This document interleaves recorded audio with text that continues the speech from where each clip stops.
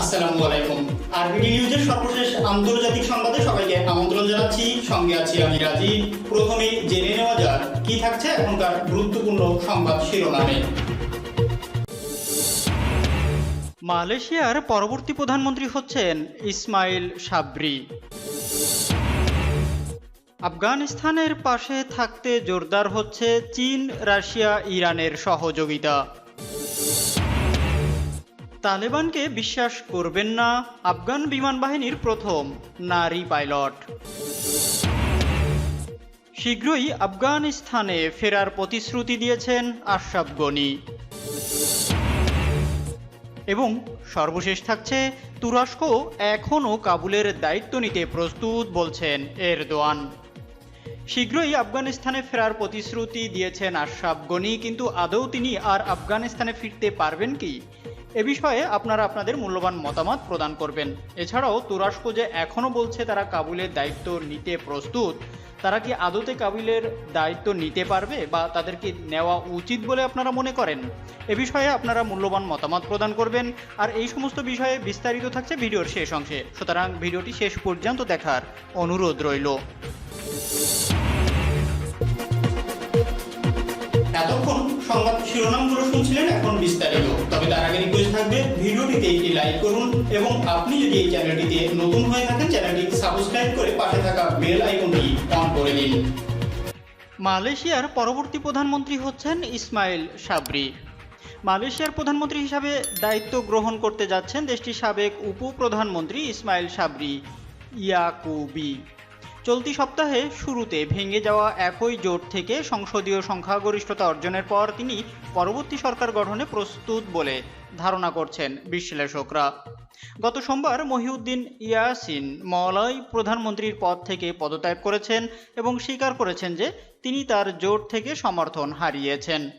The star এবং অন্যান্য মিডিয়ার খবরে বলা হয়, ইসমাইল সাবরি 222 আসনের পার্লামেন্টে 114 জন সংসদের সমর্থন নিয়ে সংখ্যাগরিষ্ঠতা অর্জন করেছেন। সাংবিধানিক রাজা বাদশাহ আল সুলতান আবদুল্লাহ চান যে কোনো নতুন প্রধানমন্ত্রীকে পার্লামেন্টের আস্থা ভোটের মুখোমুখি করতে হবে, যাতে তার সমর্থন সম্পর্কে তথ্য পাওয়া যায়। ইউএমএনও এর আইন প্রণেতা আহমেদ মাসলান টুইটারে বলেছেন, ইসমাইল সাবরিকে সমর্থনকারী আইন প্রণেতাদের সমর্থন যাচাইয়ের জন্য বৃহস্পতিবার বাদশাহের সঙ্গে দেখা করতে বলা হয়েছিল। তিনি আরও বলেন, মহিউদ্দিনের জোটে থাকা একই রাজনৈতিক দলের সংসদরাও রয়েছেন। বিরোধী আইন প্রণেতা ওয়াং কিয়াংমিং টুইটারে বলেছেন, বিরোধী দল যা মূলত আনোয়ার ইব্রাহিমকে সমর্থন করে, তাদের প্রসাদে আমন্ত্রণ জানানো হয়নি। রাজা শুক্রবার দেশের মালয় শাসকদের সাথে সাক্ষাতের কথা রয়েছে। তারপরই নতুন প্রধানমন্ত্রীর বিষয়ে সিদ্ধান্ত ঘোষণা করা হতে পারে। 2020 সালে মালয়েশিয়ার পার্লামেন্টে দেওয়ান রাকাইতের সদস্যদের ভোটে জিতে দেশের প্রধানমন্ত্রী পদে আসীন হয়েছিলেন মহিউদ্দিন ইয়াসিন। তবে তার পক্ষে ও বিপক্ষে পড়া ভোটের ব্যবধান অল্প থাকায় নিজের পদ ধরে রাখতে সারাক্ষণ চাপেই ছিলেন তিনি। সম্প্রতি সেই চাপ আরও বেড়ে যায়। তার দলের কয়েকজন আইন প্রণেতা বর্তমান ক্ষমতাসীন জোট সরকারের অন্যতম শরিক ও মালয়েশিয়ার বৃহত্তম রাজনৈতিক দল ইউনাইটেড মালয়েস ন্যাশনাল অর্গানাইজেশনে যোগ দেয়। এছাড়া করোনা মহামারী মোকাবেলায় ব্যর্থতা, স্বেচ্ছাচারিতা, মহামারী পরিস্থিতিতে অর্থনৈতিক পুনর্গঠনের সঠিক নির্দেশনা দিতে না পারা এবং অযৌক্তিকভাবে রাজাকে দেশজুড়ে জরুরি অবস্থা ঘোষণার পরামর্শ দেওয়ার অভিযোগ মহিউদ্দিন ইয়াসিনের বিরুদ্ধে রয়েছে।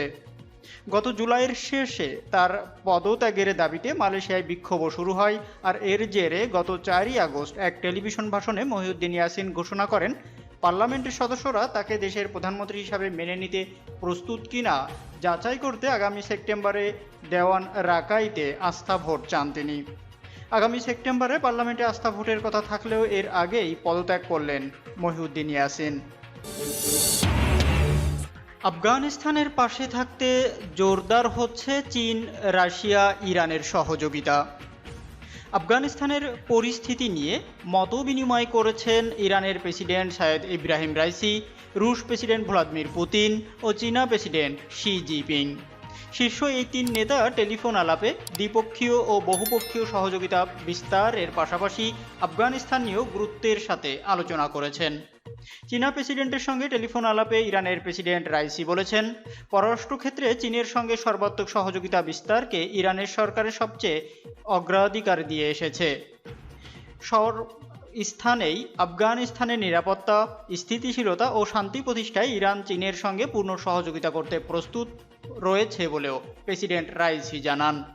এর আগে ইরানের প্রেসিডেন্ট রাইসি ইরাকের প্রধানমন্ত্রী মোস্তফা আল কাজিমির সঙ্গেও টেলিফোন আলাপে বলেছেন, দ্বিপক্ষীয় এবং আঞ্চলিক সহযোগিতা বিস্তারের জন্য শক্তিশালী, স্বাধীন, ঐক্যবদ্ধ, নিরাপদ, উন্নত ও সমৃদ্ধ ইরাক গঠন জরুরি।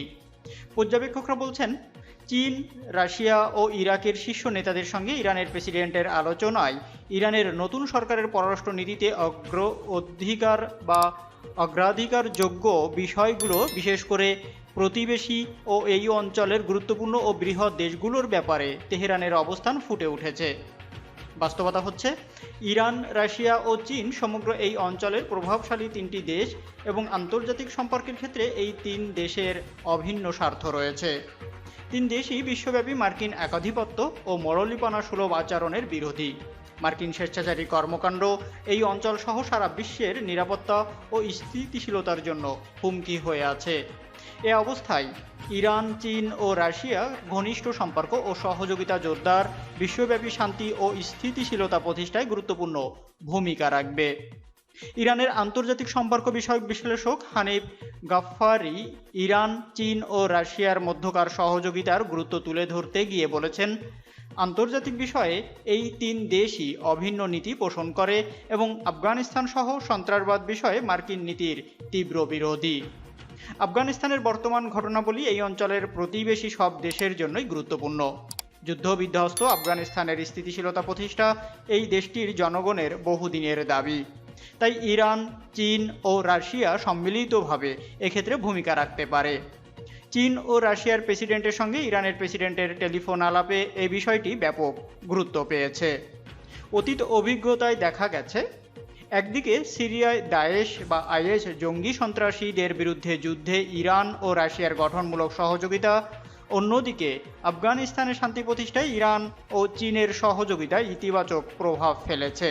তাই এই তিন দেশের ঐক্যবদ্ধ অবস্থান ও ঘনিষ্ঠ সহযোগিতা আঞ্চলিক শান্তি প্রতিষ্ঠায় অবদান রাখবে বলেই পর্যবেক্ষকরা মনে করছেন। তালেবানকে বিশ্বাস করবেন না, আফগান বিমান বাহিনীর প্রথম নারী পাইলট। দীর্ঘ ২০ বছর পর ফের আফগানিস্তানের ক্ষমতা দখল করেছে তালেবান। ক্ষমতা দখলের পর নারীদের প্রতি আরও মানবিক হওয়ার আশ্বাস দিয়েছেন তালেবান নেতৃত্ব। তারা জানিয়েছেন, নারীরাও স্কুলে এবং কর্মক্ষেত্রে অবাধে যাতায়াত করতে পারবেন, তবে শরিয়াত আইন মেনে। কিন্তু তালেবান নেতৃত্বের এই প্রতিশ্রুতিতে আস্থা রাখা নিয়ে সতর্ক করলেন আফগানিস্তানের প্রথম নারী বিমান বাহিনীর পাইলট নীলুফার রহমানি। বর্তমানে আফগানিস্তানে আটকা পড়েছেন রহমানির পরিবার। রবিবার তালেবান বাহিনী কাবুল দখলের পর থেকেই পরিবারকে নিয়ে দুশ্চিন্তায় তিনি। ২০১৩ সাল থেকে রহমানিকেও একাধিকবার খুনের হুমকি দিয়েছে তালেবান। নিশানা করা হয়েছিল তার পরিবারকে। ২০১৫ সালে আফগানিস্তান ছেড়ে ভারতে চলে গিয়েছিলেন রহমানি। তারপর ২০১৮ সালে আশ্রয় নেন আমেরিকায়।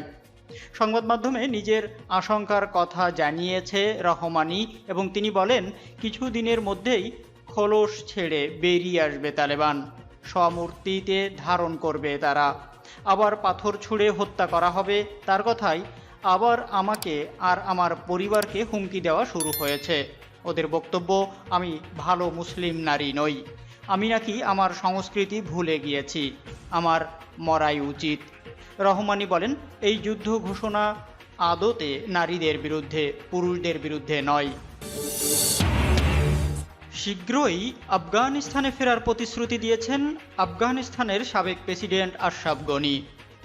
দেশ থেকে পালিয়ে যাওয়া আফগান প্রেসিডেন্ট আশরাফ গনি শীঘ্রই আফগানিস্তানে ফেরার প্রতিশ্রুতি দিয়েছেন। বুধবার নিজের ফেসবুক পেজে প্রকাশিত একটি ভিডিওতে এমন অঙ্গীকার করেন তিনি। আশরাফ গনি বলেন, আমি সংযুক্ত আরব আমিরাতে আছি, কিন্তু শীঘ্রই আমার দেশে ফিরে আসব। দেশে ফেরার আগে আশরাফ গনি অন্যান্যদের সঙ্গে পরামর্শ করছেন বলেও জানান।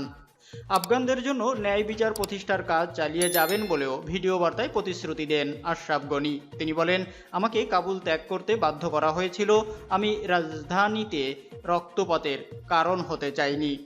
দেশ ছেড়ে পালিয়ে যাওয়ার কারণে অনেক আফগান নাগরিক আশরাফ গনিকে বিশ্বাসঘাতক বলে সমালোচনা করেছেন।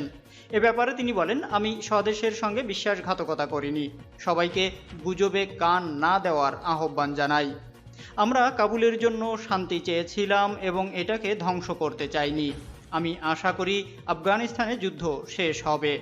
এই ব্যর্থতার জন্য আমাদের সশস্ত্র বাহিনী দায়ী নয়, রাজনীতিবিদরা দায়ী। কাবুলের নিরাপত্তা এবং শান্তিপূর্ণভাবে ক্ষমতা হস্তান্তর নিশ্চিত করতে তিনি তালেবানের সঙ্গে আলোচনায় ব্যস্ত ছিলেন বলেও দাবি করেন আশরাফ গনি। এর আগে 15ই আগস্ট তালেবানের আগ্রাসনে দেশ ছেড়েছেন আফগান প্রেসিডেন্ট আশরাফ ঘানি। দেশটির স্বরাষ্ট্র মন্ত্রণালয়ের বরাত দিয়ে এই তথ্য নিশ্চিত করেছে সংবাদ সংস্থা রয়টার্স। তুরস্ক এখনও কাবুলের দায়িত্ব নিতে প্রস্তুত বলছেন এরদোয়ান। কাবুল বিমানবন্দরের নিরাপত্তার দায়িত্ব নিতে তুরস্ক এখনও প্রস্তুত বলে জানিয়েছে দেশটির প্রেসিডেন্ট রিসেপ তাইয়িপ এরদোয়ান। টেলিভিশনে দেওয়া এক ভাষণে বুধবার তিনি এই কথা বলেন। সম্প্রতি মার্কিন প্রেসিডেন্ট জো বাইডেনের সঙ্গে ন্যাটোভুক্ত দেশগুলোর শীর্ষ নেতাদের বৈঠক হয়। এরপর তুরস্কের president Recep Tayyip Erdogan Hamid Karzai বিমানবন্দরের নিরাপত্তা দেওয়ার প্রস্তাব দিয়েছিলেন। তুরস্কের প্রেসিডেন্ট আরও বলেন, তিনি তালেবান নেতাদের সঙ্গে আলোচনার জন্য প্রস্তুত রয়েছেন। তালেবান গত রবিবার কাবুল নিয়ন্ত্রণে নেয়। আফগানিস্তান তালেবানের দখলে যাওয়ার পর দেশটির হাজার হাজার দোভাষী কাবুল বিমানবন্দরে ভিড় করেন। এতে বিমানবন্দরে বিশৃঙ্খল পরিস্থিতি সৃষ্টি হয়। গত রবিবার থেকে এ পর্যন্ত বিমানবন্দরে 12 জন নিহত হওয়ার খবর পাওয়া গেছে। এমন পরিস্থিতিতে এরই মধ্যে তুরস্ক আফগানিস্তান থেকে তাদের 552 জন নাগরিককে ফেরত নিয়ে গেছে। এতক্ষণ সঙ্গে থাকার জন্য ধন্যবাদ। দেখা হচ্ছে পরবর্তী ভিডিওতে। ততক্ষণ পর্যন্ত ভালো থাকুন, সুস্থ থাকুন। আল্লাহ হাফেজ।